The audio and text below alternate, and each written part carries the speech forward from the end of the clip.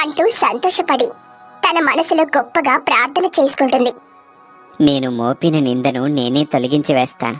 నువ్వు నాతో పాటురా. సమస్త జనులకి నీ యొక్క గొప్పతనాన్ని నేను తెలియచేయాలి అని దావీదు లూకాని తీసుకుని వెళ్లి ఎక్కడైతే తనని అవమానపరిచాడో అక్కడే అతనికి క్షమాపణ కోరుతాడు దావీదు. నిజం తెలుసుకున్నారు, అంతే చాలు. మీరు నాకు క్షమాపణ చెప్పాల్సిన అవసరం లేదు. ఇక దానిని చూసి అందరూ కూడా సంతోషపడతారు. దానినంతా చూస్తున్న ప్రభువు చాలా సంతోషపడుతూ ఉంటాడు. ఓ ప్రభువా, ఈ విషయంలోనూ నీ కుమారులు అందరూ కూడా నాపై విజయాన్ని సాధించారు.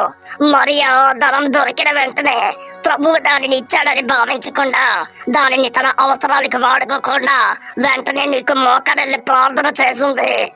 లూకా కుటుంబం తాను అవమానపడినను నీ మీద ఆధారపడి నీవు ఆ నిందని తొలగిస్తావని నీ కొరకు